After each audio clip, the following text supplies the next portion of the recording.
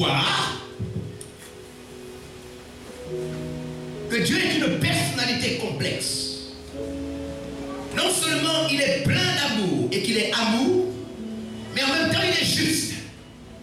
Et que Dieu ne confond jamais l'innocent au coupable. Jamais. Et que c'est par amour que Dieu doit traiter le coupable. Il n'existe pas une seule chose qui ait un début sans avoir une fin. Dans n'importe quel secteur, dans n'importe quel domaine, tout ce qui a un début est condamné à avoir une fin. Ce que nous avons vu hier, parmi tant d'autres, nous avons démontré que tous les hommes vont un jour être dans les mains de Dieu. Nous nous sommes intéressés à la personne humaine pour démontrer que Dieu nous contrôle, même si nous ne sommes pas informés, que nous soyons chrétiens ou pas, il a le dessus sur nous. Nous avons vu qu'il a introduit dans nos corps, dans nos vies, dans la nature, des lois qui nous gèrent. Pour ne venir que sur l'être humain, tous ceux qui dorment vont mourir. Nous avons vu que le sommeil, c'est tout sauf un luxe. Le sommeil est une force que vous ne connaissez pas, que vous ne maîtrisez pas, qui a le dessus sur vous et vous plonge dans un état d'inconscience. Nous avons vu que lorsque cette force vous prend, vos paupières se ferment seules indépendamment de votre volonté. Même si vous êtes musclé, intelligent et diplômé, une force qui ne vient pas de vous vous oblige à rentrer dans un état d'inconscience. Quand vous êtes inerte et allongé, plus rien de ce que vous possédez ne vous est utile. Quand vous êtes en sommeil, votre argent ne vous sert à rien quand vous dormez. Votre voiture garée dehors ne vous sert à rien quand vous dormez. Amen. Vous êtes vulnérable. Dieu vous entraîne. Puisque dans notre Bible, les textes mélangent deux fois sommeil et mort. Plusieurs passages disent que ceux qui sont morts dorment, et plusieurs passages disent que ceux qui dorment sont morts. Alléluia. Amen. Dieu donc lie directement le sommeil avec la mort. Nous avons ensuite vu que lorsque Dieu a créé la femme, la première chose qu'il a eu à faire, il a utilisé cette loi naturelle qu'est le sommeil pour plonger l'homme dans un état d'inconscience afin de manipuler son corps. Ça signifie que Dieu sait bien que c'est lui qui envoie le sommeil et qu'à travers le sommeil, il peut nous faire des choses. Il nous entraîne. Si vous dormez, si cette force de sommeil réussit à vous battre, écoutez, si vous dormez, même si vous faites un jour sans dormir, à partir du deuxième jour, vous allez commencer à tituber. Vous allez commencer à tituber, les yeux vont rougir, les forces vont diminuer, votre habilité va diminuer, votre vue va diminuer, tout va diminuer. Et si vous insistez, vous vous trouverez en train de dormir même au volant. N'est-ce pas? Parce qu'en vérité, les lois naturelles que Dieu a mises dans votre corps sont pour lui et pour vous. Ça devrait être pour vous. Les signes qu'il a le dessus sur vous. Il n'y a pas que la loi du sommeil. Il y a la loi de la faim. Il y a des lois à vous commandent. Que vous soyez riche, blanc, noir ou pas, que vous ayez appris ou pas, vous trouvez des lois dans votre corps. Parmi lesquelles, une dernière loi, la loi de la mort. Ceci démontre que finalement tous les hommes sont donc finis, limités. Tous les hommes n'ont donc pas le dessus sur eux. il ne tire pas les ficelles. Quelqu'un d'autre tire les ficelles. Et nous sommes en train de montrer que ce même Dieu-là, qui a tout créé de cette manière, et a mis des lois dans la nature, y compris dans votre vie, ce même Dieu a prévu avoir un rendez-vous avec vous. Vous ne pourrez pas rater. Et comme il a dit que quand il était couché sur son lit, il s'est rendu compte qu'il ne peut pas fuir Dieu. On va voir ce soir, clairement, que Dieu dit que sa main va vous attraper. Parce que Dieu a prévu vous rencontrer. Et seul, tout seul. C'est pourquoi il est bien de savoir et de vous informer de comment vous êtes né. Et vos parents vont vous informer que vous n'avez rien amené même sur cette terre. Vous êtes venus nus, vous êtes venus inconscients, vous êtes venus pauvres. Et quand Dieu va vous ramener à lui, vous n'amènerez rien, absolument rien, parce que pour ce rendez-vous, vous n'aurez besoin de rien, seulement de vous-même. Dieu va seulement vous avoir, vous en face de lui. Écoutez, nous avons démontré que si cela n'était pas vrai, si l'heure n'était pas venue de parler comme ça, plusieurs personnes en ce moment seraient encore là, assises, vivantes. Où sont-elles? Elles ont disparu. Elles sont mortes. Et vous savez que même en ce moment, vous entendez parler de mort partout en ce moment au Gabon, parce que le début d'une année ou la fin d'une année est aussi une opportunité pour les gens de quitter le monde.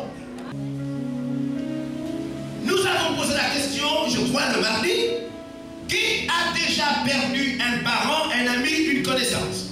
Qui a vu quelqu'un avec qui il était proche, lié, mort, étendu, immobile, sans plus bouger, sans réagir, complètement raide, incapable de se défendre, incapable d'être orgueilleux, incapable de rire, incapable de refuser, écrasé par la mort? Qui a vu ça?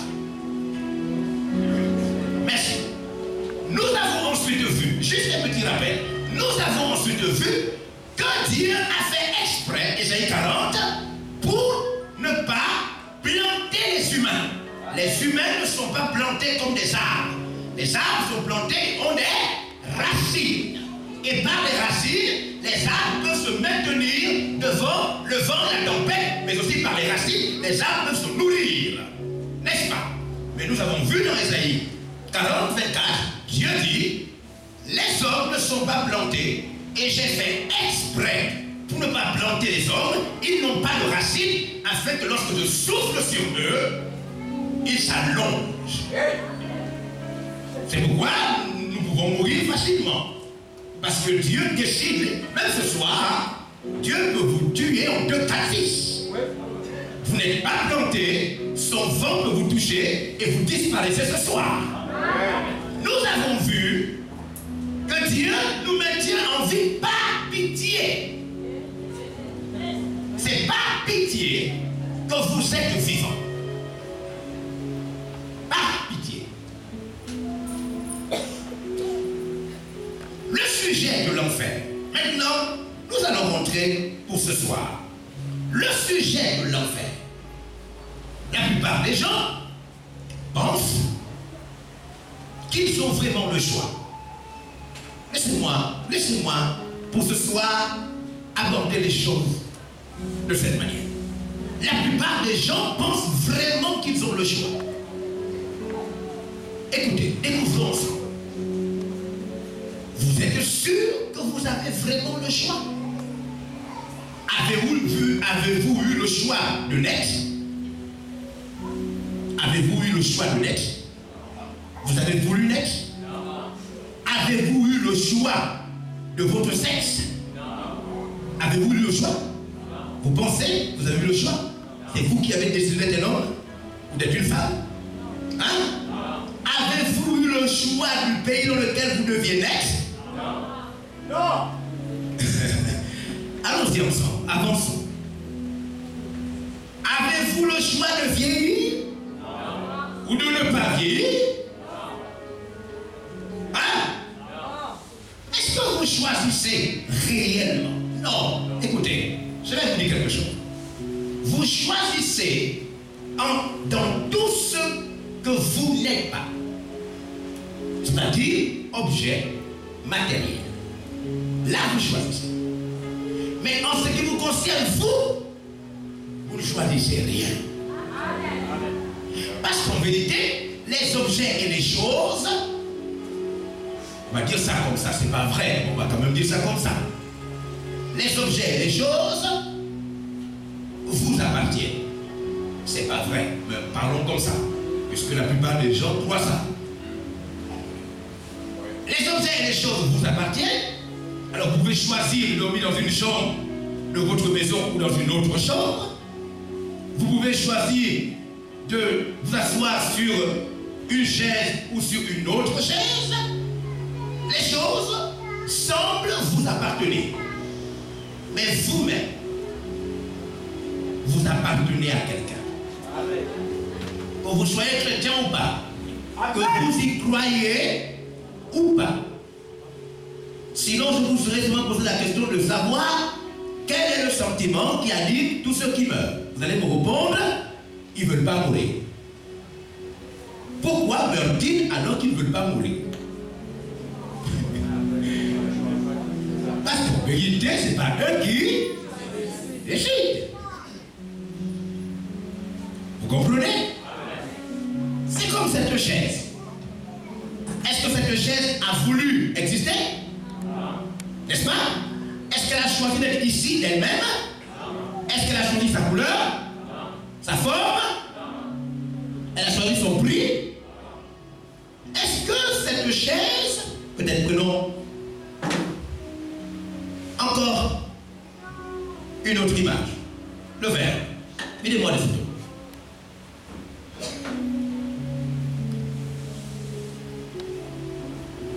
Monsieur le caméraman, jetez l'image dehors, rapidement. Amenez-moi le verre. Pour que vous compreniez ce qui se passe. Nous avons affaire à un objet. On a vu que Dieu nous jette comment? Il dit que nous sommes quoi? Pour Dieu, nous sommes de l'herbe. C'est pas ça? Et Isaïe 38 nous a dit, allez-y dire à tous les hommes que l'homme c'est de l'herbe.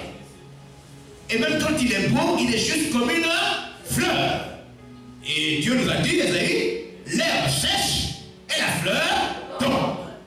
Et c'est hier, je crois, qu'il nous a dit, après, à part la fleur et l'herbe, il nous a dit, l'homme est aussi comme une sauterelle pour lui, comme un insecte. Et quand il nous enlève la vie, c'est comme s'il n'avait rien fait pour lui. Et après, nous avons vu qu'il nous jette en fait comme une foi, en fait, pour ceux qui abandonnent la foi, comme quoi? Les chiens et les porcs. N'est-ce pas? Si vous allez dans le livre de Luc, chapitre 13, à partir du verset 6, vous allez voir que Dieu nous jette comme un arbre. Un arbre qui peut couper à tout moment. N'est-ce pas? Regardez. Il sera plus facile pour moi de vous prendre cet exemple que j'ai pris par la chaise avec ce verre. Ce verre a-t-il choisi son prix, sa forme, sa taille, sa couleur? Ce verre est utilisé et utilisable. Mais il est utilisé et utilisable parce que une volonté, une intelligence supérieure, du moins si ce verre a une intelligence supérieure, n'est-ce pas, décide que ce verre soit encore utilisé, utilisable. N'est-ce pas? Est-ce que ce verre est utilisé? Est-ce qu'il est utilisable? Est-ce qu'il est utile? Est-ce qu'il est utilisé encore? Utilisable? Utile? En moins de quelques secondes, Omar Bongo Ondimba n'est plus utilisé, utilisable. Monsieur Robert n'est plus utilisé, utilisable. Raouli n'est plus utilisé, utilisable. Votre mère n'est plus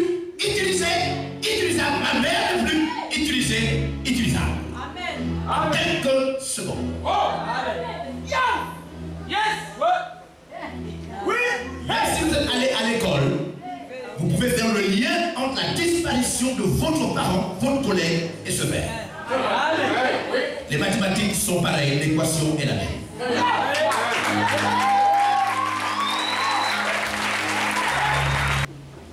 C'est pourquoi ce monde est malade, parce que tout ce que vous voyez aujourd'hui, les gouvernants ont perdu le bon sens. Personne ne peut gouverner sans Dieu. Attention, nous sommes en train d'avancer au niveau de l'enfer et notre objectif ce soir va être de montrer que Dieu, c'est vraiment lui qui a le dernier mot. La foi chrétienne ne repose pas sur le choix. C'est-à-dire, c'est pas qu'au fond, vous avez le choix de refuser Dieu ou pas. Non, c'est faux. En vérité, vous n'avez pas le choix. Amen. Du moins, si vous voulez continuer attention, Dieu vous a donné la vie. Il ne vous a pas encore donné la continuité de vie.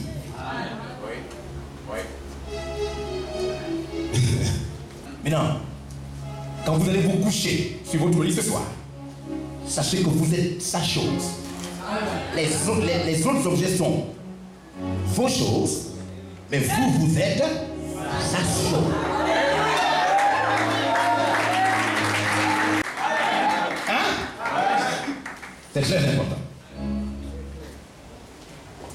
2 Timothée chapitre 1. Changer les chrétiens. Vous savez qu'hier on a parlé à des chrétiens qui abandonnent la foi. Les chrétiens appellent ça abandonner la foi ou bien encore perdre la foi. Des expressions un peu bizarres parce que la foi ce n'est pas un objet. Je ne sais pas comment on fait pour la perdre. Mais les chrétiens, il y a des chrétiens qui perdent la foi. Ils perdent la foi. Et d'autres renoncent clairement à suivre le Christ. Et donc on a interpellé. Et si vous êtes là ce soir, vous êtes venus ce soir, vous êtes un chrétien qui veut perdre la foi, qui a prévu perdre la foi d'ici dimanche. Veuillez bien me suivre. On y va. N'aie pas honte du témoignage à rendre à notre Seigneur. Pour ceux qui ont honte, ni de moi sont prisonniers, mais souffre avec moi pour l'évangile. Hein? Quoi? Mais souffre avec moi pour l'évangile. Souffre pourquoi? Pour l'évangile. Nous devons souffrir pourquoi? Pour l'évangile. Quand on est chrétien, voici la vraie souffrance que nous devons avoir. Amen. Souffrir pour dire la vérité. Amen. Nous ne devons pas souffrir pour être un voleur, parce que tu es chrétien, tu ne peux pas souffrir en tant que voleur. Non. Tu ne dois pas souffrir parce que tu t'es occupé des affaires d'autrui. Parce que tu allais mettre ta courte bouche, pour ne pas dire longue, dans les affaires des autres. La Bible défend cela. Et ça, ce n'est pas la souffrance pour Dieu. Ça, c'est la souffrance à cause de ton péché. Mais la Bible dit, pour l'évangile, souffre avec moi. On y va. Par la puissance de Dieu. Par la puissance de Dieu. Qui nous a sauvés. Dieu qui nous a sauvés. Et nous a adressé une sainte vocation. Il nous a adressé un appel. Oui. Non. On ne peut pas être sauvé sans être appelé après. Après que Dieu nous sauve, il nous tend. Il nous donne une vocation. Il nous lance un appel. Un défi. Quand Dieu nous sauve, il nous lance un défi. Est-ce que vous suivez? Parmi lesquels le défi de rattraper le temps perdu quand tu étais prêt. On ne peut pas être sauvé et être un partisan chrétien tranquille qui vient s'asseoir et qui apprécie les messages. Non. Ça ce n'est pas être sauvé. Ça c'est comme si tu faisais une adhésion dans un parti politique. L'église ce n'est pas un parti politique. Nous sommes sauvés et Dieu nous lance un défi qu'on appelle une vocation. Amen. Un appel à rattraper le temps perdu. Cet appel, quand nous répondons à cet appel, ça signifie que nous prouvons que nous sommes vraiment sauvés. Amen. Sinon, Matthieu 7, 21. Ce n'est pas tous ceux qui me disent Seigneur, Seigneur qui rentreront. Il ne faut pas croire que tu es sauvé. Il faut être sauvé. C'est différent. Il ne faut pas croire que tu es chrétien. Il faut être chrétien.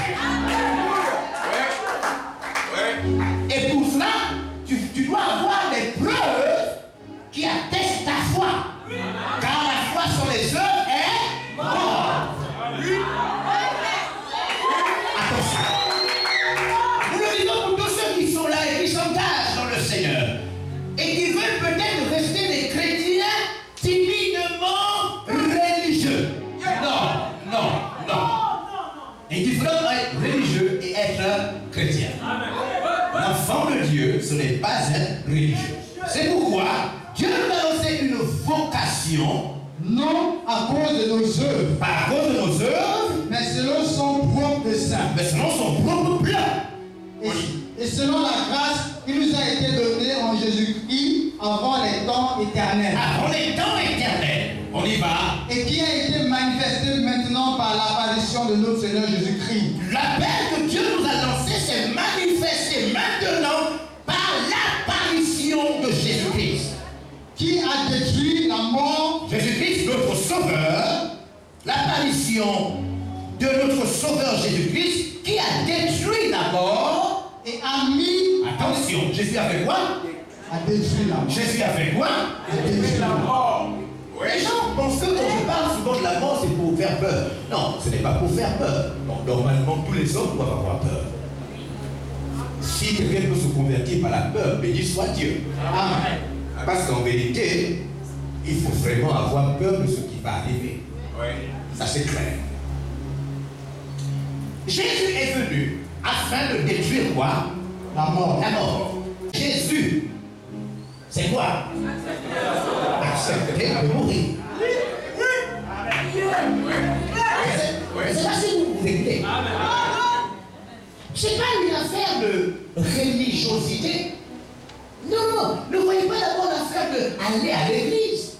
Non, aller à l'église, c'est un comportement de quelqu'un qui a d'abord accepté de ne pas mourir par en acceptant Jésus. Refuser Jésus, c'est donc refuser qui? Attendez, c'est comme s'il y a des gens ici qui dorment ou bien qui ont passé une mauvaise journée. Mais si vous avez passé une mauvaise journée, ce n'est pas grave. L'essentiel, c'est que vous n'alliez pas en enfer. Parce que si vous avez passé une mauvaise journée pour encore aller en enfer, ça c'est un peu dangereux. Alors dites-moi, si le nom de Jésus signifie sauveur, refuser Jésus, c'est refuser donc qui? Sauveur. Ignorer Jésus, c'est ignorer donc qui? Sauveur. Être loin de Jésus, c'est être donc loin de qui? Sauveur. Ne pas connaître Jésus, c'est ne pas connaître qui? Sauveur. Je ne sais pas, vous me suivez? Il est venu pour détruire La mort. On y va? Et a mis en évidence la vie et l'immortalité par l'évangile. C'est vous, si quelqu'un peut s'asseoir.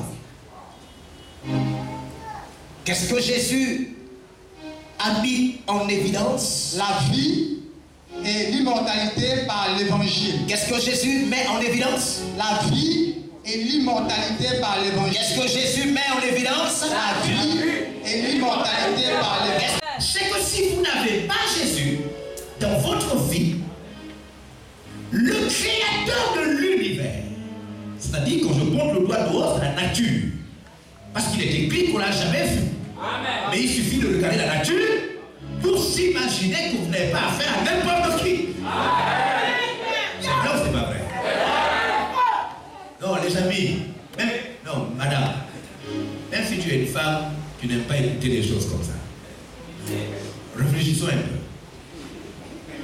En regardant l'ouvrage de la nature, les eaux et tout ce que les eaux l'enferment, la terre, les forêts, tout ce qu'on voit et qu'on ne connaît même pas, que vous savez qu'on ne connaît pas. Parce que nous savons tous, d'après les informations, que les gens meurent par des séismes, par des tremblements de terre. La nature tue les gens. Elle ne peut être maîtrisée par l'être humain. N'est-ce pas? Quand nous regardons la nature, son étendue, sa puissance, sa force, parce qu'on voit la nature renversée, comme du revers de la main, les créations humaines. Nous voyons des torrents, des vents naturels, renverser, casser les fils entières. Comme si la nature avait affaire à un jouet. C'est pas vrai? Hein? Bon. Écoutez, même la maison dans laquelle nous sommes là, c'est parce qu'on veut s'abriter. des réalités naturelles. Est-ce que c'est pas vrai? Mais il arrive à la nature d'enlever notre plafond.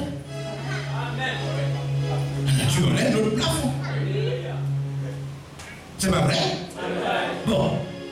Mais la nature dans son étendue, je ne veux pas sortir de la terre, parce que la terre seulement ne suffit pas, est tellement vaste, avec tout ce qu'il y a sur la terre. Mais on nous dit que quelqu'un a créé ça, y compris le cosmos, tout ce qui est autour. Quelqu'un. Parce que même les gens, il paraît que certaines personnes à la télévision sont même en train de remettre en cause le fait que les Américains soient allés sur la Lune. Vous avez suivi ça? Ils ont dit non, mais est-ce que c'est possible? Non, mais pas. D'autres disent que c'était une mise en scène, d'autres disent que c'est une concurrence entre les Russes et les États, beaucoup de choses. Bon, ce qui est sûr, c'est qu'aller sur Mars, c'est tout sauf facile. Il semble que la nature ne se laisse pas dompter. N'est-ce pas? Le problème, c'est que cette nature qui nous échappe en tout et pour tout. Parce que même notre corps nous échappe dans sa complexité. Sinon, nous ne serions pas en train de mourir par des maladies qui échappent à la science. Donc, la nature nous échappe vraiment. Elle échappe au noir comme au blanc. C'est pourquoi le noir prend l'avion, là, à l'aéroport, et en bas, il va en France et on amène son corps inerte, mort, à l'aéroport et en bas. Parce que ayant cherché l'être blanc, il revient chez le blanc. Donc, la nature nous échappe, y compris nos vies. Il y a quelqu'un maintenant qu'on n'a jamais vu. Jamais. Il se réserve le scoop. C'est ce que notre Bible dit. Ce que j'ai découvert, c'est que la plupart des gens refusent quelqu'un qu'ils n'ont jamais vu. Qui a annoncé que son arrivée va être terrible. Et Paul nous dit, je ne l'ai jamais vu, mais la nature montre son infinie grandeur. C'est ce que Paul dit. Quand on considère son ouvrage, c'est ce que l'apôtre Paul nous dit dans la parole. Alléluia. Et c'est ce que Jésus, quand il vient donc vers quoi? Il nous sauve de la mort et il rend accessible la vie et l'immortalité. Si quelqu'un refuse Jésus, il est fou. Rien d'autre. Et c'est comme notre Bible traite de fou tous ceux qui ne sont pas chrétiens. Amen.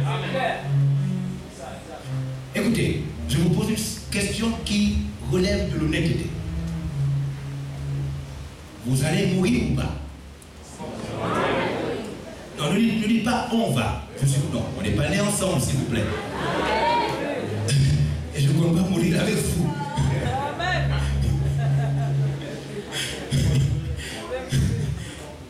Vous pensez qu'un jour vous allez mourir ou pas? Vous allez mourir. Vous me suivez? Mais les passages que nous sommes en train de lire disent que quelqu'un a payé pour vous au point où, après la mort, vous retrouvez la vie. Dans les livres de Jean, alors qu'il s'en va ressusciter un mort, chapitre 11, il dit que non, ce mort-là n'est pas mort, il dort. Car quiconque croit en moi, même s'il meurt, vivra. Et si, étant vivant, il croit en moi et il meurt, il passe de la mort à la vie.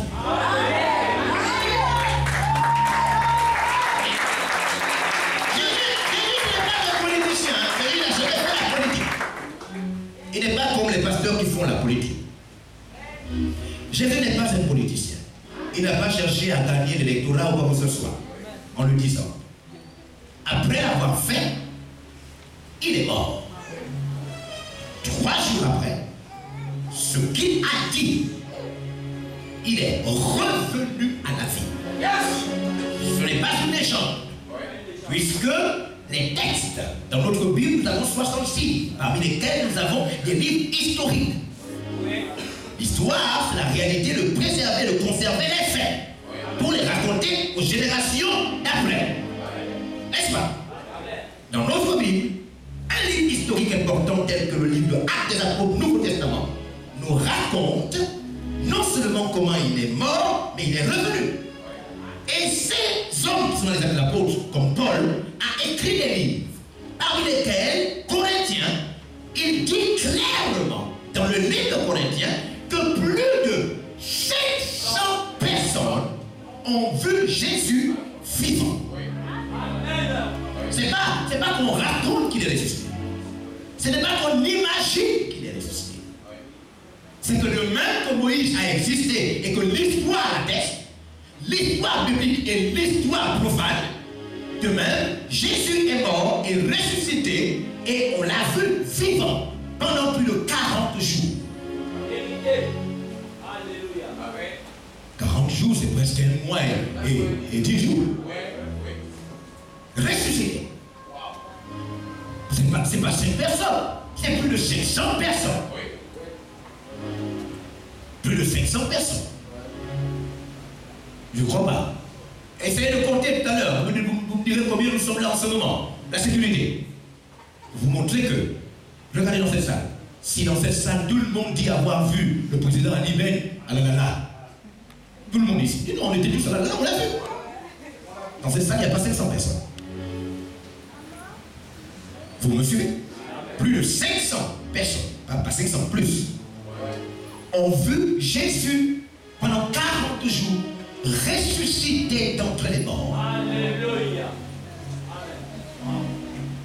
Personne, aucun livre, aucune histoire, aucune religion ne peut affirmer que son chef n'a vécu une telle expérience. Aucune religion. L'affaire de Jésus, ce n'est pas une religion.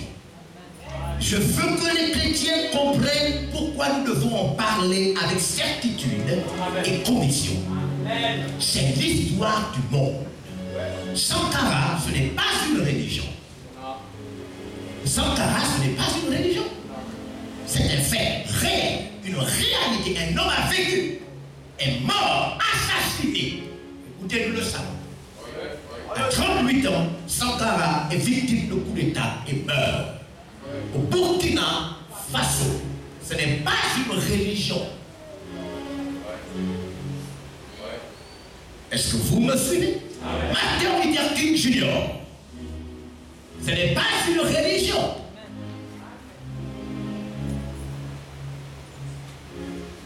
Est-ce que vous me suivez? Et c'est pourquoi la mort de Mahomet, dont le corps est enterré, ce n'est pas une religion. Mahomet est vraiment mort. Et on a son tombeau. Bouddha est mort. Et on a son tombeau. Vous me suivez? Et même les Gabonais, les gens qui sont morts au Gabon, le président Léomba est mort. Et on a son tombeau. Et à Franceville, on a le tombeau de l'autre. Et on a le tombeau de votre mère. Et on a le tombeau de votre père. Personne n'a le tombeau de Jésus.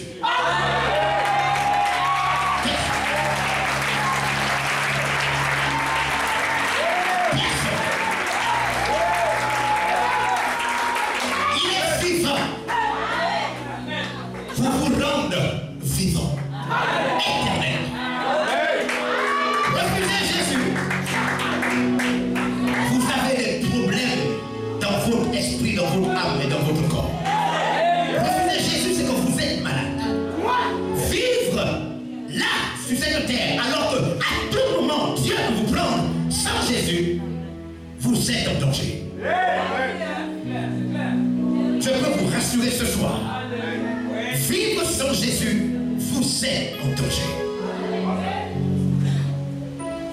Il a vaincu la mort et il a rendu accessible la vie et l'immortalité par l'évangile.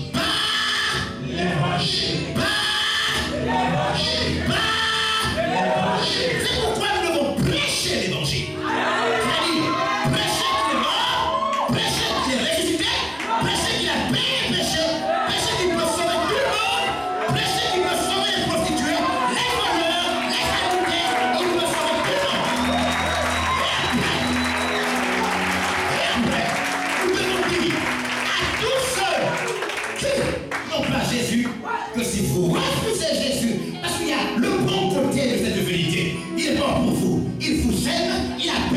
compris. Il a tout payé pour vous. Il a crucifié pour vous. Il a insulté pour vous. C'est pourquoi je vous insulte. Ça ne doit rien vous faire. Car on a déjà insulté. Vous n'avez pas besoin de subir la vie. Jésus a subi la vie pour vous. Vous n'avez pas besoin de baisser la tête à cause de vos fautes. Jésus a payé vos fautes. Voici le bon côté. Et vous savez comme moi que tout le monde n'aime pas le bon côté des choses. Alors, voici le mauvais côté. Dieu a préparé un endroit terrible pour quiconque vit sur cette terre sans tenir compte de ce que Jésus a payé pour lui. Est-ce que vous suivez? Est-ce que vous me suivez? Alors c'est pourquoi lisons cela que nous avons lu hier pour l'expliquer maintenant. Chapitre 2, 2 Timothée chapitre 2, et lisons à partir du verset 25. Il doit, l'homme de Dieu, il doit redresser avec douceur les adversaires. Qui? Les adversaires. Quand vous n'êtes pas chrétien, vous êtes nos adversaires. Vous n'êtes pas nos ennemis, mais vous êtes nos adversaires. Vous comprenez ça? Hein? L'adversité. C'est-à-dire que quelque chose est en jeu. Quelque chose est en relief et vous êtes d'un côté et nous sommes d'un côté. Nous sommes du côté de Dieu. Nous estimons que le monde n'a pas été créé par les blancs ni par les noirs, mais le monde est un créateur. Nous estimons que les signes tels que la mort, le départ de la terre, prouvent que l'homme n'a pas le dernier mot sur lui-même. Et nous estimons que l'histoire est vraie, laquelle le témoignage de Dieu qui annonce que Jésus est mort et ressuscité pour nos péchés. Et que quiconque n'a pas Jésus va en enfer, quiconque l'accepte est sauvé. Ça c'est de l'autre côté. Maintenant nous avons les adversaires. Ceux qui estiment qu'on peut vivre comme on veut. On s'en fout de votre histoire, laissez-nous vivre. On est au Gabon, on a des enfants à élever, on a un travail à assumer et des maisons à construire. Laissez-nous vivre. Voici nos adversaires. Et la Bible le dit, à partir des premiers versets que nous sommes en train de lire, la Bible nous dit que toi, chrétien, si tu dois ramener tes adversaires à la raison, la Bible dit, use de patience. Use de patience et redresse-les avec douceur. On y va? Dans l'espérance que Dieu leur donnera la repentance. Dans l'espérance que Dieu leur donnera quoi? La repentance. Nous devons espérer que Dieu donne quoi à nos adversaires? La repentance. Dieu donne quoi? La repentance. Le retour à lui. Le renoncement à soi-même. Accepter que la vie que j'ai menée, finalement, c'était une perte de temps. J'ai fait du mal à Dieu. J'ai désobéi à sa parole. Et je n'ai pas tenu compte de sa bonté et de son amour. Il m'a maintenu vivant, mais je n'ai pas tenu compte de ça. J'ai foulé au pied ses lois. J'ai fait ce que je voulais faire, indépendamment de sa volonté. J'ai vécu en rebelle. Je me répands. Je reviens sur mes pas. Je recommence ma vie pour le reste des années que j'ai à vivre. Je me réconcilie avec Dieu. C'est ça la repentance. Et la Bible dit, qui donne la repentance? Dieu met dans notre cœur la repentance. C'est pourquoi vous voyez que nous parlons car c'est pour ce Dieu que les hommes ont parlé. Nous parlons pour vous dire, revenez à Dieu. Rendez à Dieu la vie qu'il vous a donnée. Vous avez gaspillé tellement d'années loin de lui. Et il vous a fait grâce de ne pas mourir dans cet état. Maintenant, nous vous supplions. C'est ce que la Bible dit. Nous vous supplions. Réconciliez-vous avec Dieu. Alléluia. Dieu leur donne la repentance. On y va. Pour arriver à la connaissance de la vérité. Qu'est-ce qui donne la connaissance de la vérité?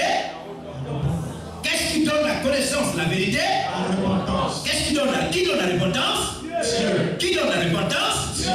Et qu'est-ce qui donne la connaissance de la vérité? La repentance. Personne ne peut comprendre Dieu sans se repentir d'abord.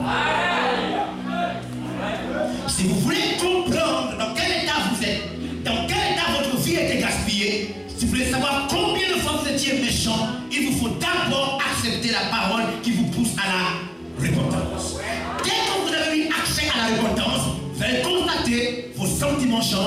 vos pensées changent, votre analyse du monde change.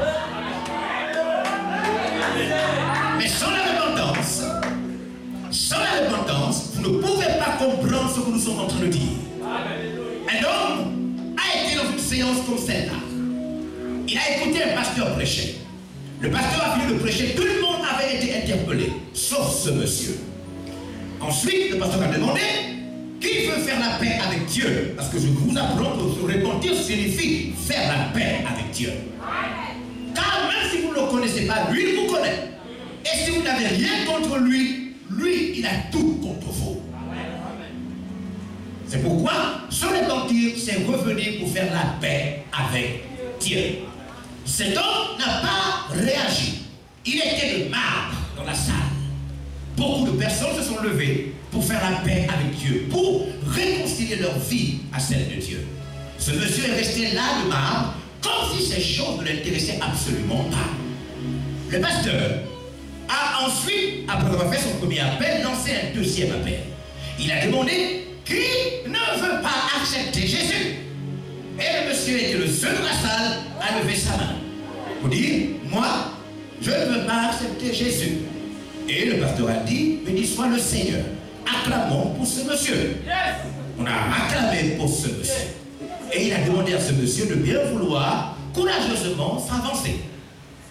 Le monsieur s'est avancé sur l'acclamation pour être le seul dans la salle à ne pas avoir accepté Jésus. Il est arrivé devant et le pasteur lui a posé une seule question. Monsieur, est-ce qu'au moins vous savez ce qu'il faudra faire le jour où vous voudrez accepter Jésus? Parce que tout ce que nous venons d'expliquer repose non seulement sur la Bible, sur les histoires bibliques, mais aussi sur les faits historiques. Ce qui signifie que la vérité se confirme par la réalité. Vous êtes d'accord? Oui, je ne suis pas contre votre prédication, a-t-il répondu. Non, je ne suis pas contre votre prédication. Effectivement, je crois que ce que vous dites est vrai. Juste que ça ne m'intéresse pas pour l'instant d'accepter Jésus. Alors le pasteur lui a posé la question, mais lorsque cela va vous intéresser, est-ce que vous savez au moins comment il faut faire? Le monsieur a dit, non. Est-ce que le pasteur lui a dit, est-ce que vous voulez que je vous montre au moins comment vous allez faire quand vous allez un jour vous déstationner? Le monsieur a dit, il n'y a pas de problème. Et le pasteur lui a dit, vous vous mettez à genoux? Le monsieur s'est mis à genoux, vous pouvez lever vos mains au ciel, il a levé ses mains au ciel, vous fermez vos yeux, il a fermé ses yeux, vous pouvez répéter après moi, il a répété après le pasteur. Seigneur Jésus, j'aime le Seigneur. La croix à cause de mes péchés. Je sais que j'ai vécu loin de toi et que ma vie a été sale. Seigneur, tu as payé le prix pour moi. Pendant que le monsieur était en train de répéter sur sa vie loin de Dieu, ses larmes ont commencé à couler. Sa voix a commencé à changer. Et avant la fin de la prière, il était à terre en train de se repentir avec ses propres paroles. La repentance, c'est revenir à Dieu. Parce que la repentance s'obtient par la foi. Il vous suffit d'accepter un message comme celui-là. Un seul message sauve. Acceptez un message comme celui-là. Laissez qu'il touche votre cœur et le pouvoir de la repentance rentre dans votre cœur. Lorsqu'elle rentre dans votre cœur, elle change le mécanisme de vos pensées. Désormais, vous commencez à voir les choses comme Dieu les voit. Vous vous rendez compte que vous avez fait du mal.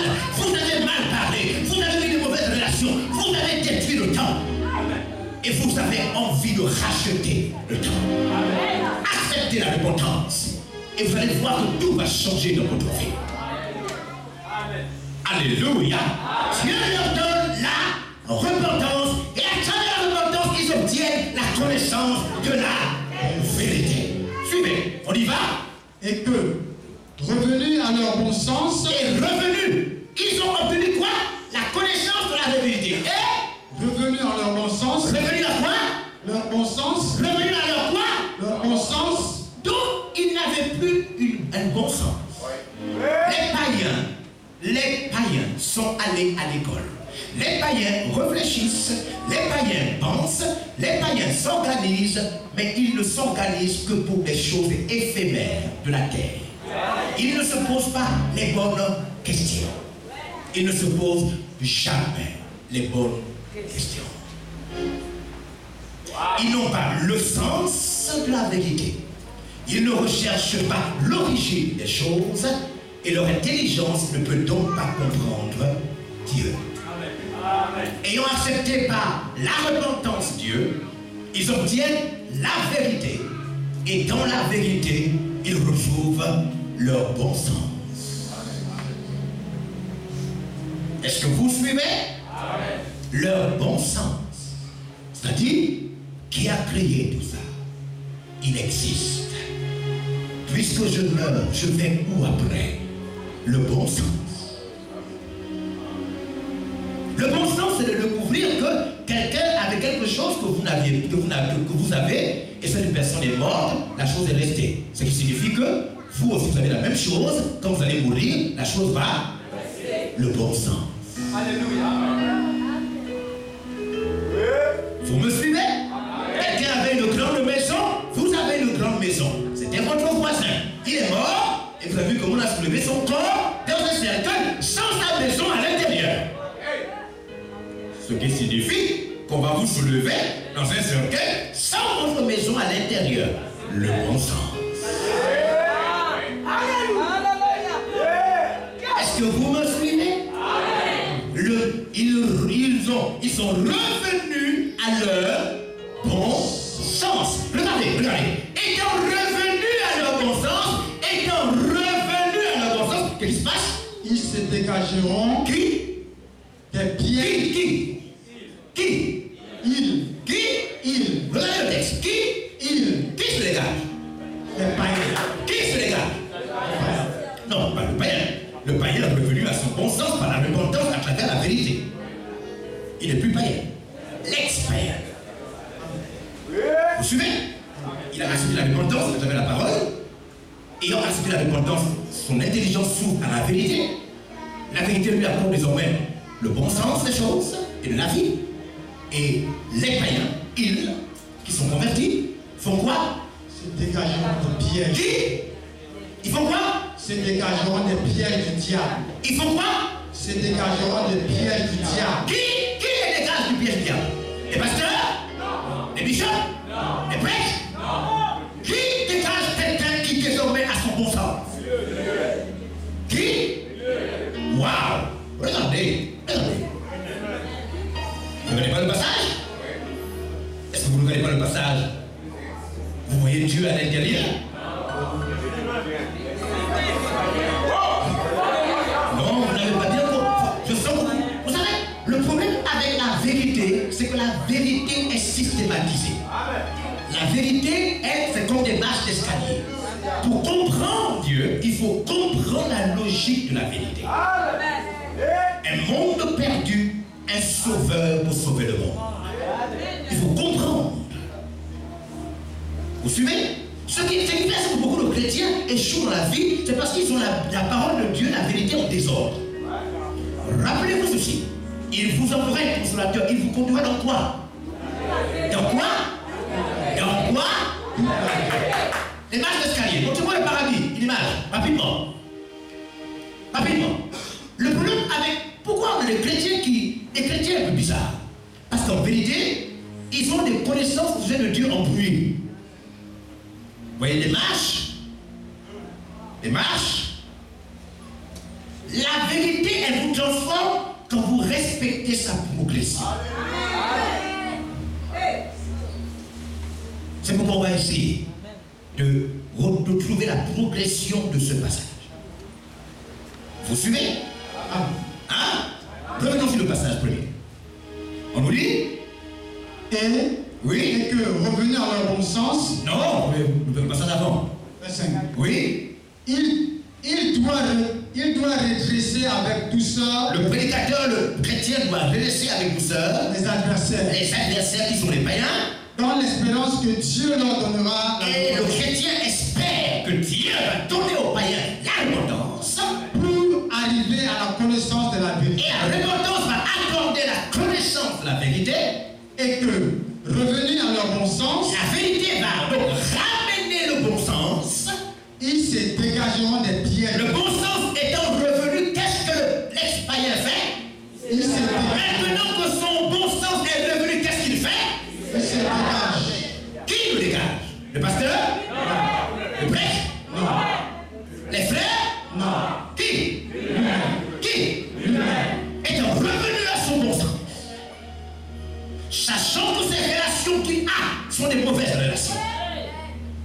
Donc les lieux où il va sont des mauvais lieux, étant désormais revenu à son bon sens.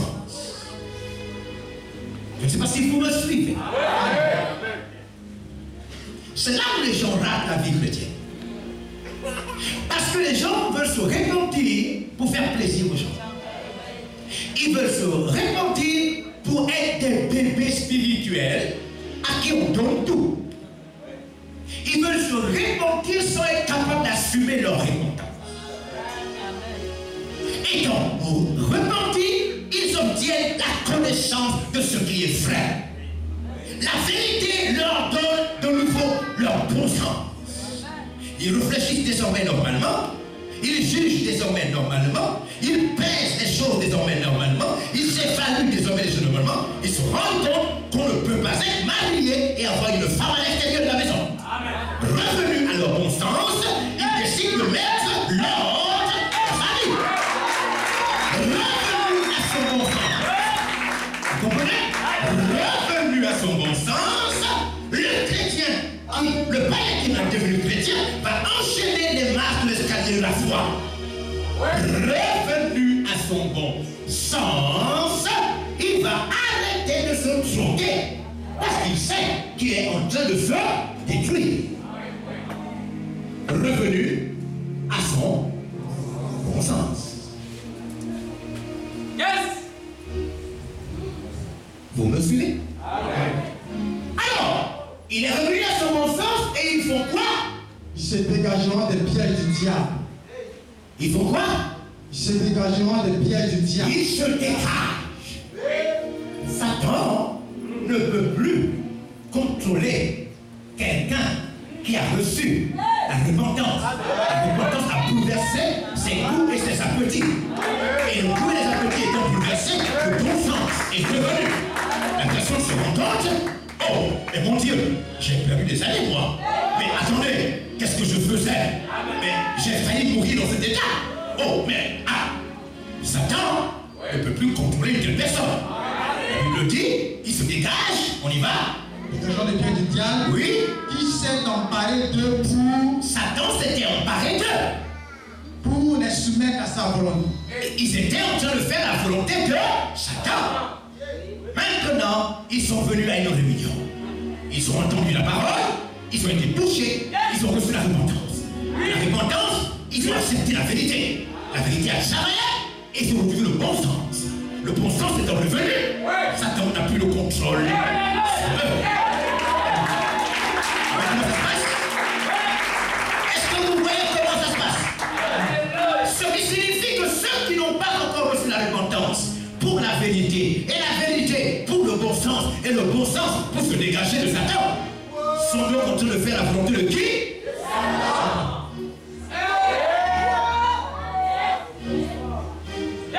Est-ce que vous suivez? Vous me suivez bien? Qui qu'ils soient, ils sont en train de faire la volonté de Satan. 2 Corinthiens, chapitre 3. 2 Corinthiens.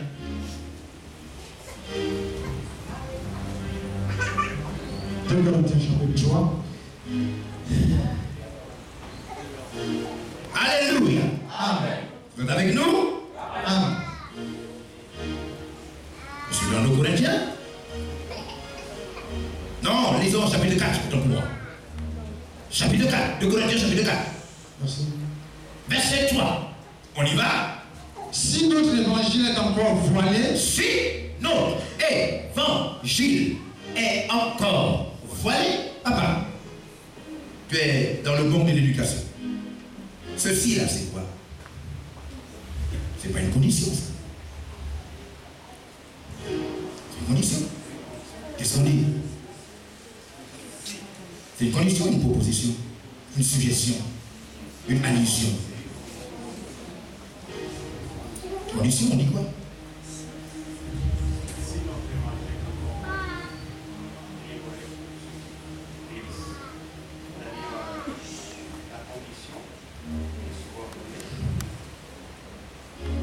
À la principale, Oui.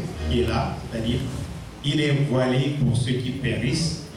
Non, je veux comprendre le si. Je veux comprendre le si. Ceci, comment nous pouvons l'apprécier? C'est une condition quoi? Qu'est-ce qui est conditionné? Ce qui est conditionné ici,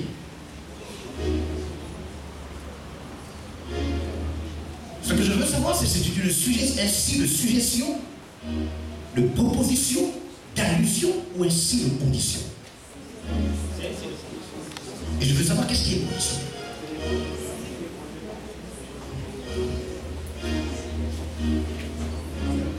Vous êtes deux professeurs, le beau-fils et le beau-père. Vous êtes deux professeurs. Donc les deux professeurs, vous êtes le beau-père. la condition repose sur la principale. Parce que la principale, c'est il est voilé pour ceux qui périssent. Il est voilé pour ceux qui Périssent. périssent. Voilà. Oui. Si notre évangile est encore voilé, Oui. il est voilé pour ceux qui périssent. Qui périt? C'est celui pour qui l'évangile est encore voilé. Notre passage est en train Notre passage est en train de nous dire des choses très profondes. Regardez ce passage. Notre évangile n'a pas ce problème. Vous comprenez bien? Il y a quelqu'un dans ce passage qui, lui, a un problème. Notre évangile n'a pas de problème. Mais, pour quelqu'un, il est voilé. Pour quelqu'un, notre évangile est stupide. Pour quelqu'un, évangile signifie bonne nouvelle.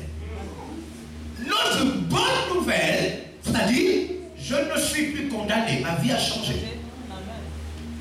En ce qui me concerne, c'est vrai. Par rapport à hier.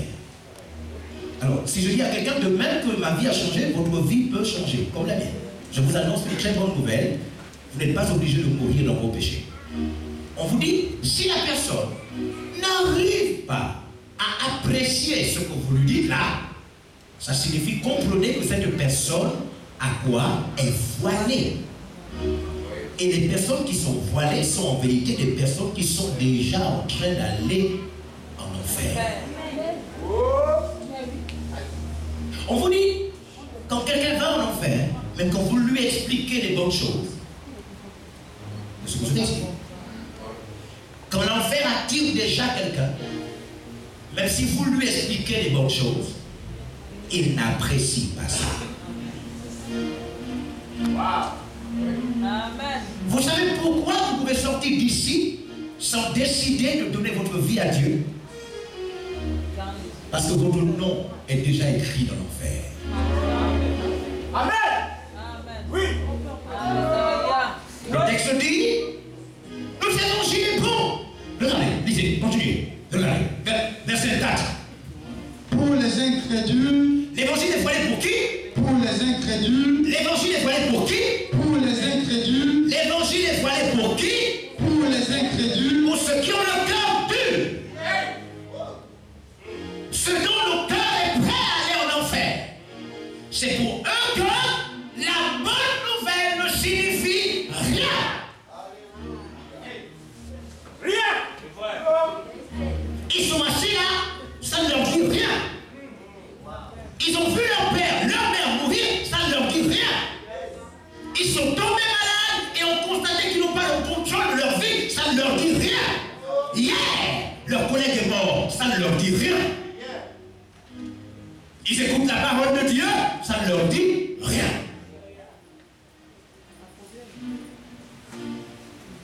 Alléluia. Ces personnes sont conditionnées à aller en enfer.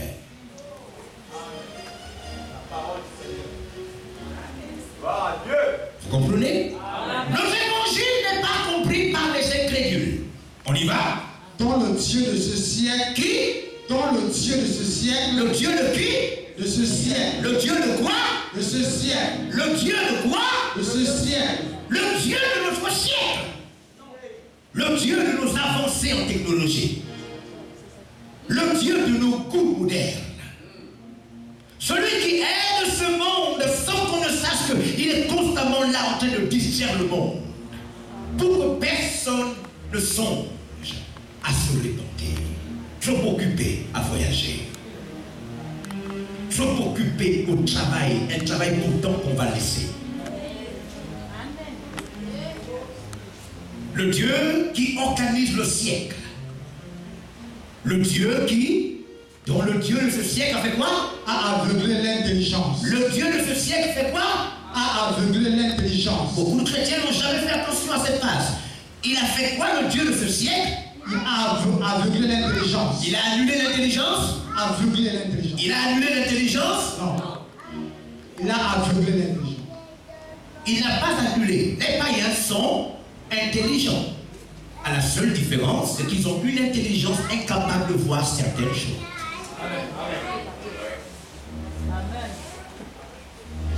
L'intelligence des païens ne peut bâtir et construire que tout ce qu'ils vont laisser. Éphémère, inutile et passager. Les païens ne peuvent pas penser à l'au-delà.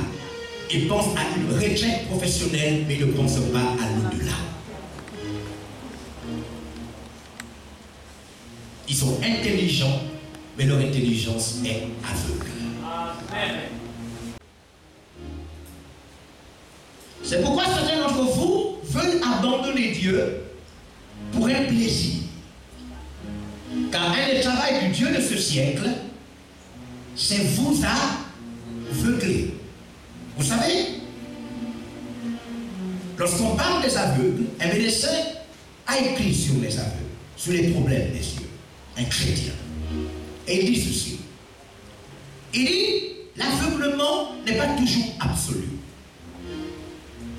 Il dit, l'aveuglement peut être progressif ou encore peut être spontané.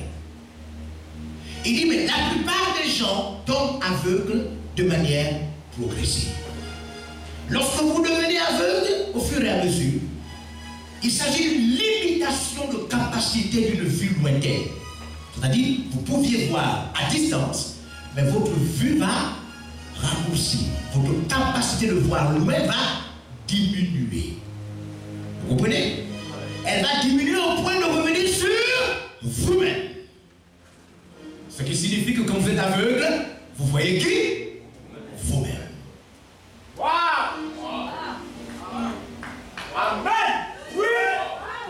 Vous avez bien compris?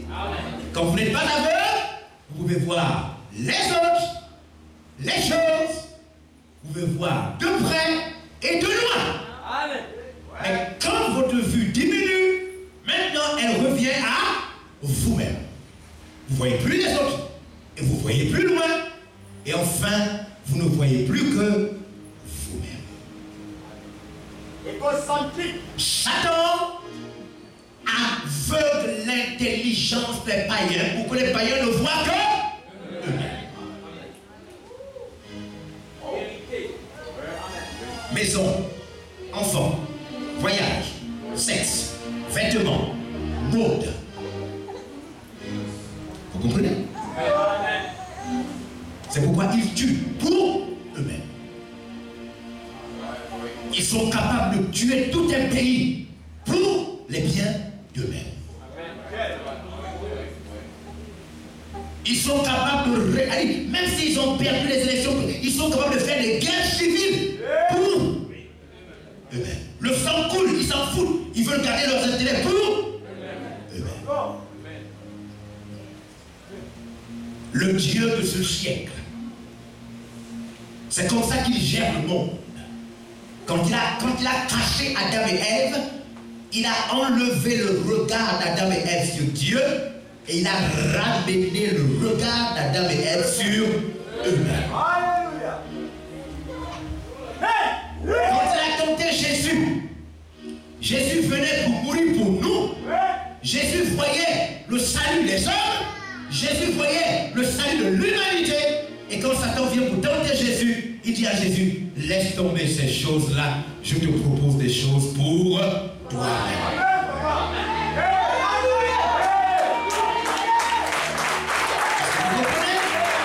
On peut même aller à l'église et être aveugle.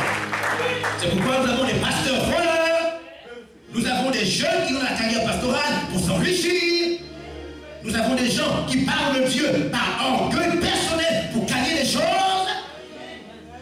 Parce qu'en vérité, ils sont aveuglés par le Dieu de ce siècle, dont la stratégie première est de vous donner des choses à vous-même, car il sait que celui qui gagne pour lui-même perdra tout ce qu'il a. C'est comme ça que Satan conduit les gens en enfer, en toute tranquillité. Il vous conduit coiffé en enfer. Il vous fait polir votre peau pour vous envoyer en enfer. Il vous garde frais la clim avant de vous envoyer. Il vous rend même intelligent, il vous fait lire. Et à cause de vos grandes lectures, vous doutez au sujet de Dieu qui vous rend capable de réfléchir. Et comment il fait? Son objectif, Satan veut vous trouver une place avec lui en enfer. Regardez, j'ai la liste de ceux qui vont aller en enfer. Vous voulez que je vous la lise?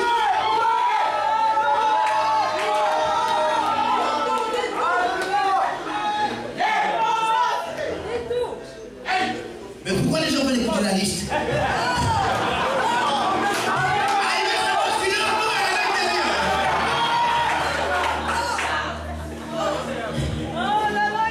Mesdames et messieurs, si vous êtes venus ici ce soir pour la première fois, ne ratez pas la séance de demain. Vous savez, chaque jour, quelque chose de plus s'ajoute. C'est la parole de Dieu.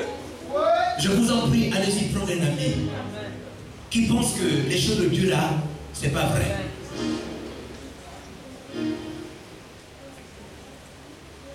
Alléluia. Ok, la liste de ceux qui vont aller en enfer.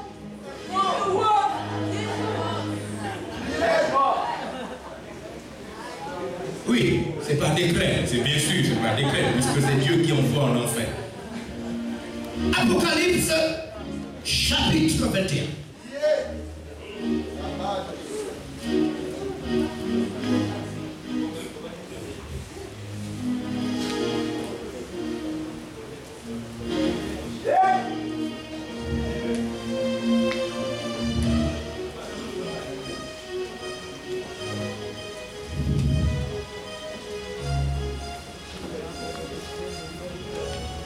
Vous êtes avec moi? Si vous entendez votre nom, vous dites Amen.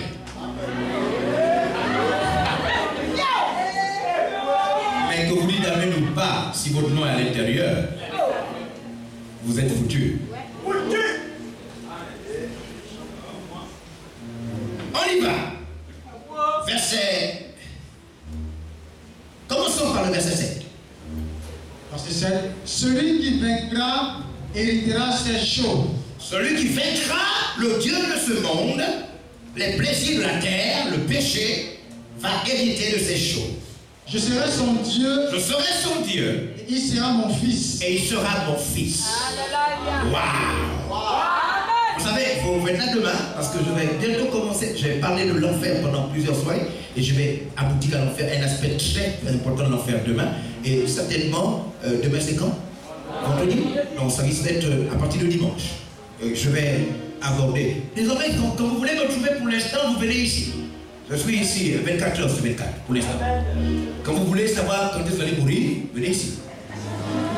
Non, parce que un de mes thèmes de ces rencontres-là, c'est comment vous allez mourir, quand vous allez mourir et pourquoi vous allez mourir. C'est bien de savoir quand est-ce qu'on meurt afin de pouvoir arranger sa vie rapidement. Alors, il ne faut pas avoir peur de la mort, parce que tu vas mourir. Non, il ne faut pas avoir peur de la mort. Il faut plutôt se préparer. N'est-ce pas? Voilà, il ne faut pas avoir peur de la vieillesse. Tu vas vieillir. Alors, verset 8, on y va. Mais pour les lâches. Verset 8. Qui va dans l'enfer? On y va. Combien nom? Qui? Les lâches. Qui? Les lâches. Qui va dans l'enfer? Les lâches. Qui? Les lâches. Qui? Les lâches. Les lâches. Les déloyaux, les traîtres. Ceux qui n'ont pas pu résister se maintenir chrétiens. Ceux qui ont reculé après avoir accepté. Ceux qui ont reconnu que c'était vrai, mais à cause des amis, des collègues, parce qu'ils ne veulent pas faire savoir aux gens qui sont chrétiens, les lâches. Ceux qui à cause de la peur, à cause d'un ami, un copain, une copine, parce qu'on te fait croire qu'être chrétien c'est être ridicule, alors tu es obligé de cacher ton identité, d'abandonner ta confession. Qui va en enfer? Un lâche. Les lâches. Et chacun de nous ici sait si il est lâche. Ceux qui baissent les bras. Tu commences à l'église, après tu arrêtes.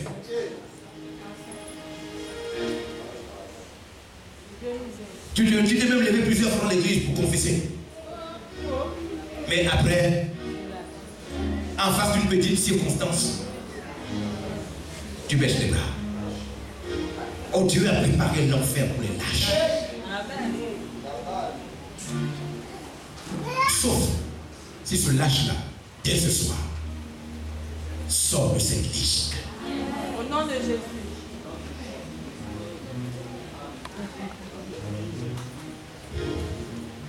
L'enfer, c'est pour les lâches. Ensuite, les incrédules, ensuite, les abominables. Non. Deuxième. Ensuite, les incrédules, qui? les incrédules, Qui?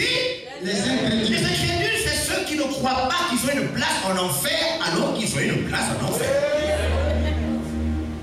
C'est-à-dire, ce que les gens ne comprennent pas, c'est que même si tu ne crois pas que Jésus a souffert pour toi, et qu'il est mort pour toi, et qu'il a payé tes péchés, même si tu ne crois pas et que tu t'en fous de ça, ça ne signifie pas que lui s'en fout de toi.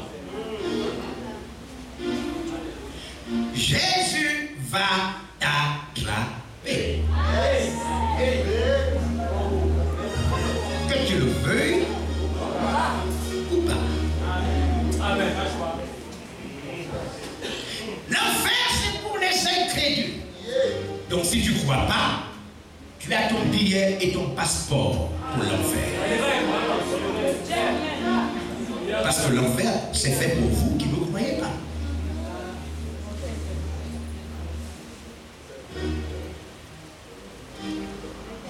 Donc il n'y a pas de problème si tu ne crois pas. Tu es juste dans la liste.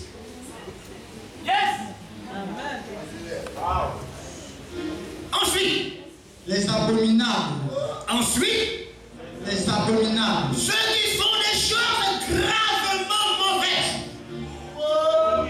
Ceux qui font les crimes rituels. Hein? Et les amis de ceux qui font les crimes rituels.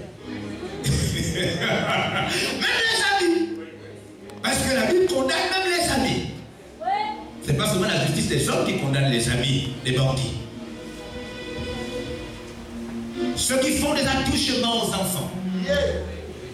Des attouchements sexuels aux enfants dans les maisons. Dieu a envoyé un ange sur chaque enfant. L'ange rapporte à Dieu tout ce que tu as fait à l'enfant. Dieu va t'attraper. Ceux qui maltraitent les innocents.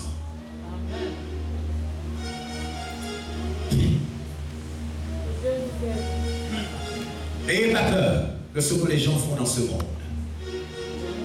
Nous avons vu hier que Dieu vient quoi ressusciter. Il vient ressusciter qui? Les morts. Et il juge qui?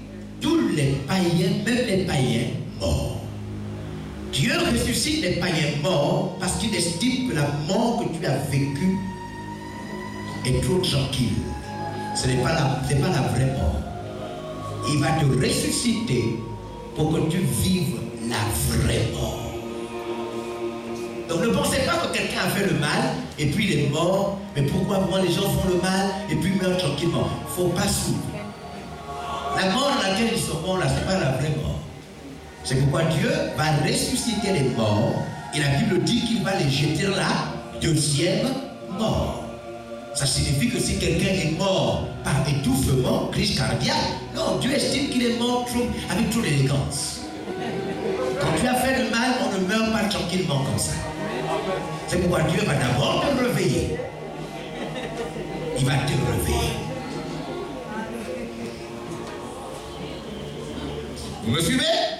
Il y a des gens à qui la réponse au voilà, on dit qu'on ne vit qu'ici. Alors faites ce que vous voulez parce qu'on ne vit qu'ici. C'est faux. Dieu va vous réveiller. Amen. Mais regardez, il vous entraîne. Il vous envoie le pouvoir du sommeil chaque nuit. Vous couchez, vous dormez. Le but du sommeil, personne ne dort debout chez lui comme ça au salon. La force que Dieu envoie vous immobile et vous rend presque inerte. Vous êtes au sol. Dieu vous envoie toujours au sol. Position de faiblesse et cela vous rend vulnérable. Après le sommeil, le matin, même sans réveil, une force vous réveille. Vous me suivez bien? C'est pas ça? Hein? C'est la même chose qu'il fait avec la mort. Lorsqu'il vous convoque, maintenant, la chose vous prend. Peu importe qui vous êtes, c'est plus fort que tout ce que vous êtes. Vous quittez votre corps, vous devenez mort.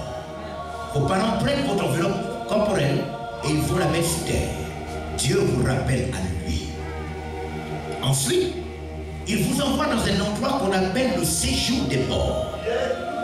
Dans ce séjour des morts, Dieu vous torture d'abord. Mais il ne vous torture pas à l'extrême. Il vous torture au point où vous avez besoin d'une goutte d'eau seulement. Vous avez été tellement torturé, vous regrettez tout ce que vous avez fait, que vous avez besoin de pitié. Mais ce n'est pas encore l'enfer, ce n'est que le séjour des morts. Ensuite, pourquoi Dieu fait ça? Parce qu'il attend tous les autres. Dieu ne veut pas vous condamner seul, il veut vous condamner tous ensemble. Parce que vous êtes au fond un groupe, une liste. Donc il attend les autres. Tous ceux qui sont morts sans Jésus sont au séjour des morts. Ils sont en train de souffrir, mais ils ne sont pas encore en enfer. Dieu réserve l'enfer comme le scoop. Personne n'a jamais vu l'enfer. Et vous partez au séjour de mort, où vous souffrez là-bas, après vous attendez les autres. Et quand maintenant le temps sera arrivé, Dieu, qui vous réveille le matin, après vous avoir fait dormir la nuit, va ordonner que votre corps revienne à la vie. Vous quitterez le séjour de mort et vous reviendrez dans votre corps. Suivez-moi. Regardez. Ne sachez, là, c'est plus l'école que vous avez appris. Regardez. Regardez comment Dieu vous ramène dans votre corps. Parce que vous allez me dire, mais mon corps est décomposé. Mais je suis complètement simple. Comment Dieu va faire? Regardez comment il va faire. Vous pouvez comprendre la résurrection en comprenant la naissance. Vous me suivez? Voici comment il vous a composé. Les cellules vivantes se sont jointes et personne ne sait comment. Les oreilles sont sorties. Les yeux ont apparu. Tout ça se passe dans l'eau, dans le ventre de la femme. Puisque vous ne comprenez pas la naissance, d'où viennent vos dents, vous ne comprendrez pas comment il va ramener votre corps à la vie. Amen. Par les mêmes phénomènes incompréhensibles, comme les phénomènes de la naissance, Dieu va ramener votre corps poussière à la vie. Il va recomposer votre personne. Lorsque vous irez en enfer, vous irez en enfer comme vous êtes, pas en esprit, physiquement, comme vous êtes.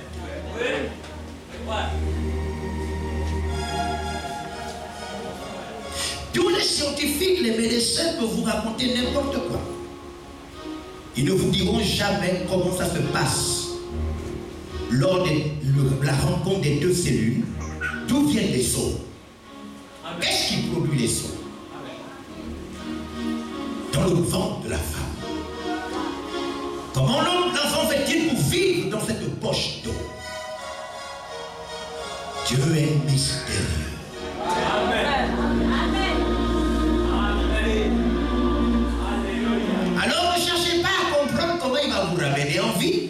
sachez une chose, préparez-vous seulement. Il va vous ramener à la vie. Amen.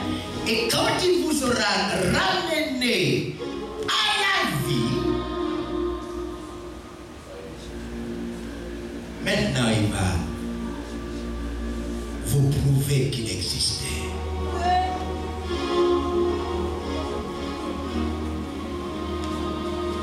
Les abominables et les meurtriers. Regardez, même si au Gabon on n'a jamais attrapé un d'entre eux qui commet des crimes rituels, il n'y a pas de problème. Dieu va les attraper et nous les verrons tous. Les impudiques, ceux qui vivent le sexe sans être mariés. Vous êtes là dans la salle? Ou bien dehors? Levez vos mains. Vous êtes dans la liste. S'il vous plaît, soyez courageux. Levez votre main. Vous êtes dans la salle. Pourquoi vous avez maintenant peur de lever vos mains? Pourquoi?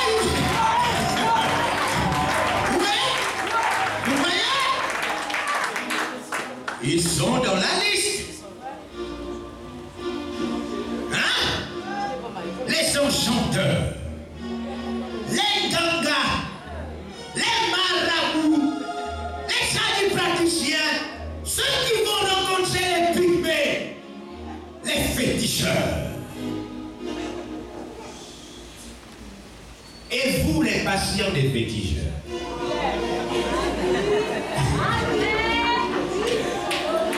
Vous êtes dans la liste. Les idolâtres.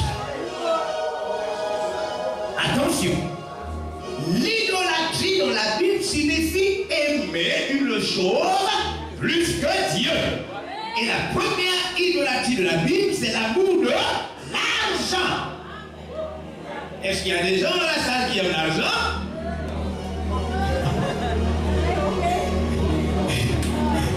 Les idolâtres. Est-ce qu'il y a des gens? Amenez-moi un billet de banque. Il y a des gens qui aiment le papier. Rapidement, rapidement. Est-ce qu'il y a quelqu'un qui a 10 000 francs là?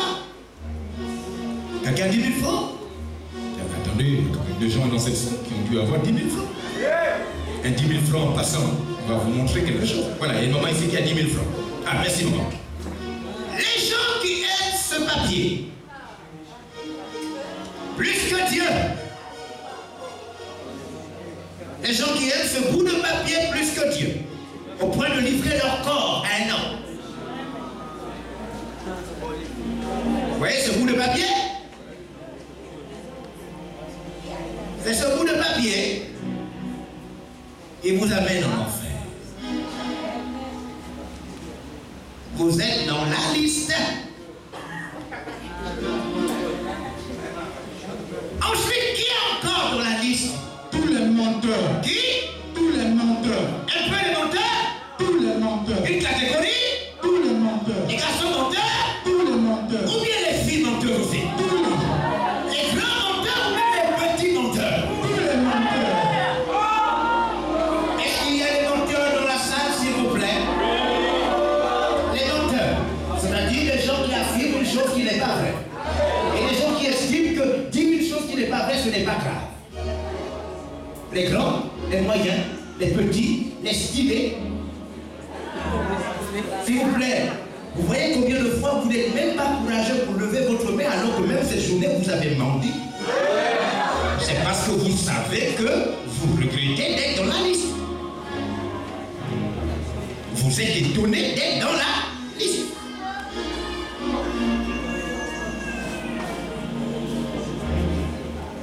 Tous les Menteurs. politiciens. Tous les menteurs.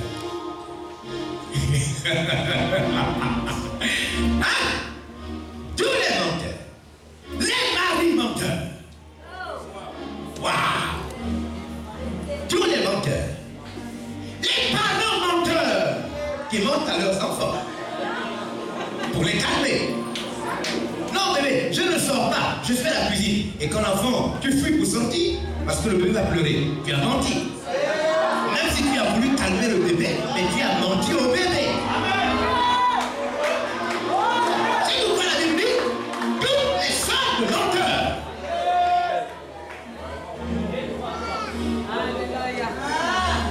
La Bible fait qu'il y a plusieurs styles de menteurs. Alors elle veut que tous les styles de menteurs sachent qu'ils ont tous une place dans le feu éternel.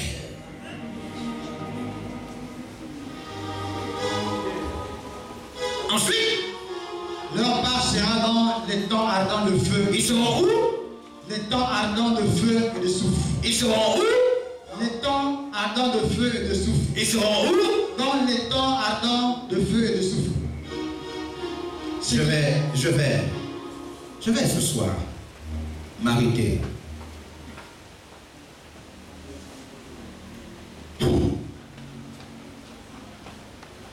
demain, je vais vous montrer les compartiments de l'enfer. À quel niveau vous serez?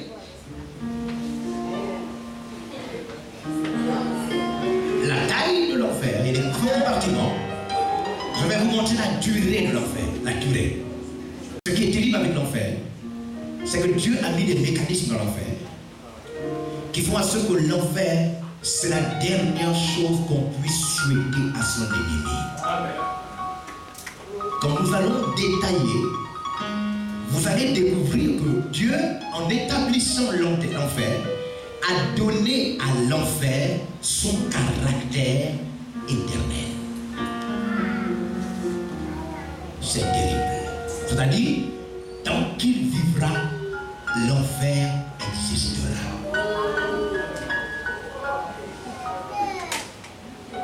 Le problème, c'est que Dieu est. Et c'est pourquoi il va faire exprès pour qu'on lui dise à lui-même, tu es élevé pour des siècles et à jamais. Et ensuite, on va dire à ces personnes-là, vous êtes dans le feu et l'enfer pour des siècles à jamais.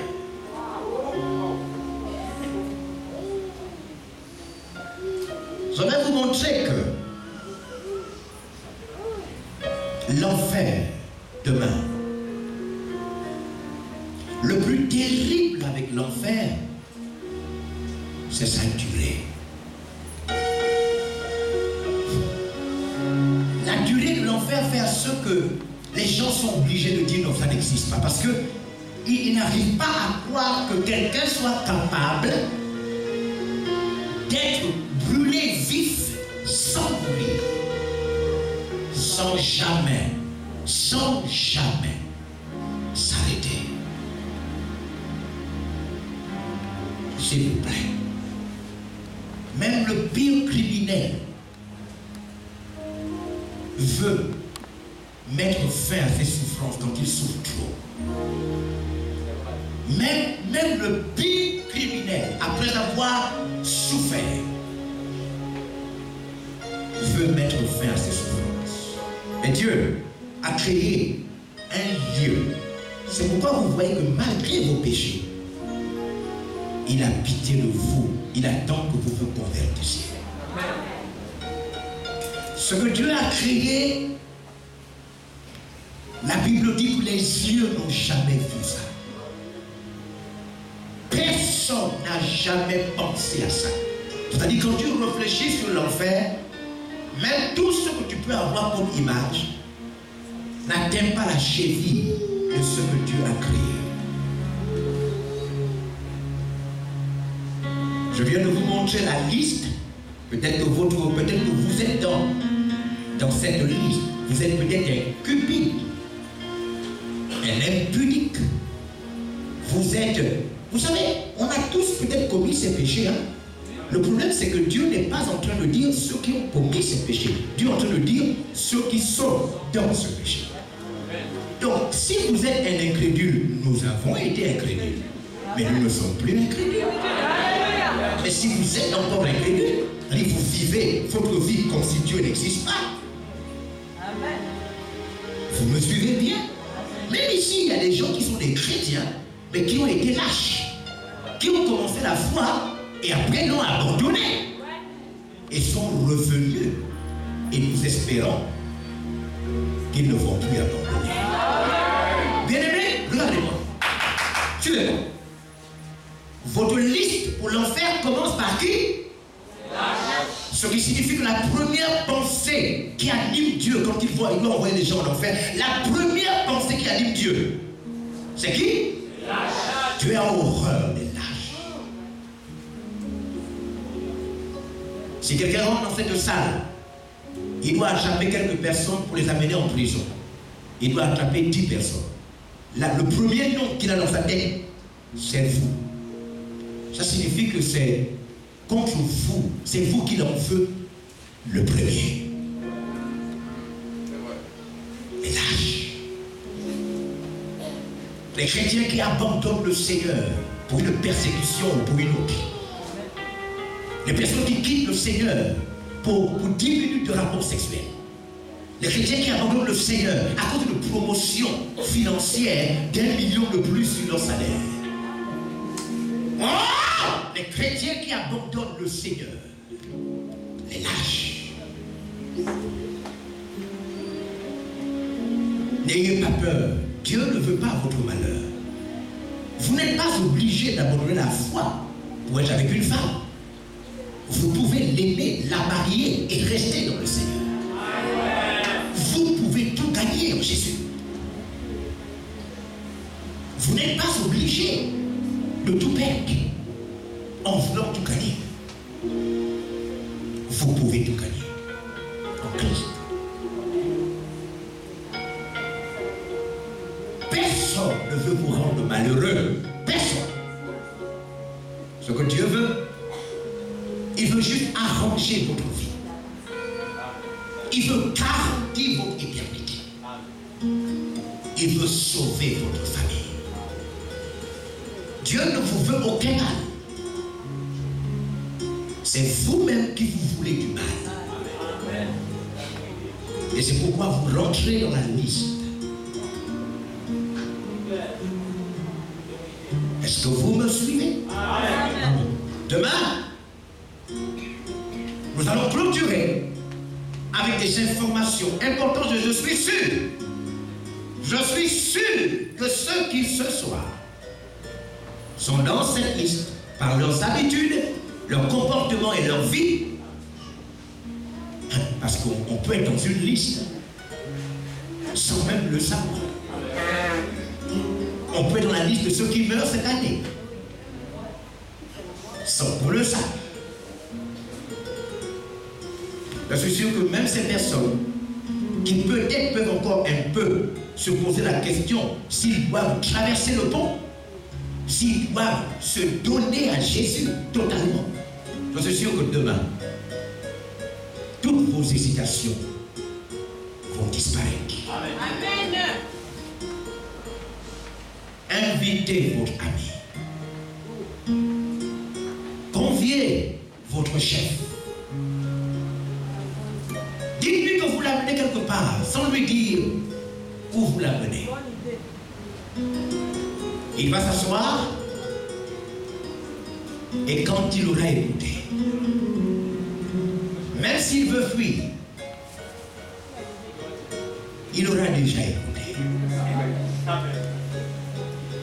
Et vous aurez déjà fait votre part. Parce qu'il est écrit que toutes ces personnes vont nous accuser. Toutes ces personnes vont nous accuser. Pour nous dire, mais tu travaillais avec moi. Tu m'as jamais dit ça. Toi et moi, on buvait ensemble après le travail. Mais tu m'as jamais expliqué ça comme ça. Il y a des gens qui ne vont pas accepter d'aller en enfer seuls. Ils vont dire à Dieu, je suis d'accord. Mais lui, il parle avec moi. Il a été mon ami pendant longtemps. Parce qu'il sait, parce que vous savez, il y a une loi de Dieu qui dit que si tu laisses quelqu'un aller en enfer, alors que toi tu connais la vérité, Dieu Dieu, avant que tu ne rentres, hein? Venez les jeunes rapidement, mettez-vous derrière, 10 personnes, rapidement. Voici comment ça va se passer. Rapidement. Venez, avancez. Parce qu'un chrétien qui arrive, il est habillé en blanc. Il est mort et il vient en selle. Attendez derrière, doucement. Il arrive, allons-y, avancez. Bon et fidèle serviteur, il rentre dans la joie de son maître. On y va? Bon et fidèle serviteur. Parce que quand vous rentrez au paradis, attention. Mettez-vous de côté. Quand vous ne rentrez pas au ciel, quand vous mourrez, Dieu vous met de côté. Bon et fidèle serviteur. Attendez. On y va? Oui? On y va? Attention. C'est à cause de vous qu'il est allé en enfer. N'est-ce pas? C'était votre ami, n'est-ce pas? Vous avez mangé ensemble, n'est-ce pas? Non, je reconnais que vous êtes chrétien, mais c'est à cause. Est-ce que vous lui avez dit toutes ces choses?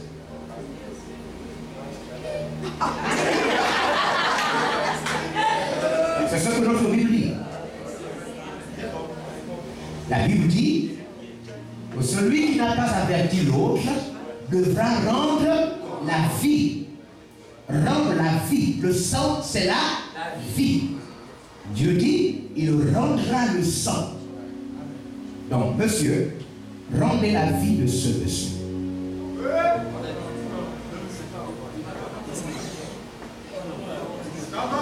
Vous savez à quoi est égale une vie? Vous savez à quoi est égale une vie? Une vie est égale à une vie. Monsieur, allez-y.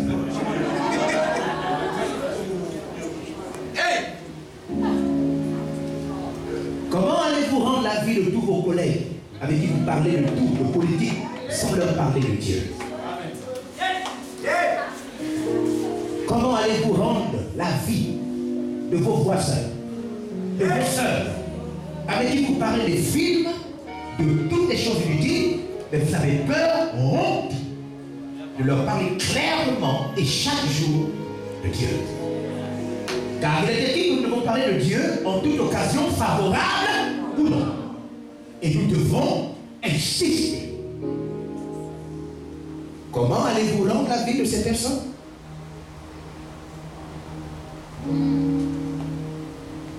Merci. Chrétiens, comment allez-vous rendre la vie de ces personnes?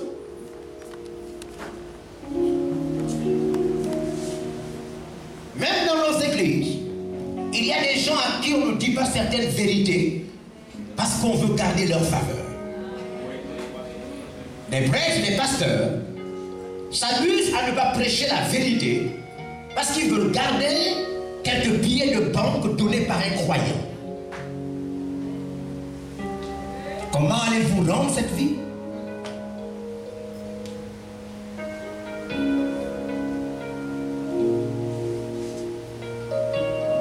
Si vous êtes là ce soir,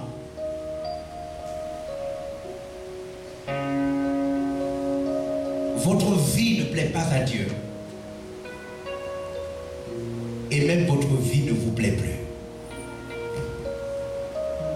Vous savez que vous n'êtes pas chrétien.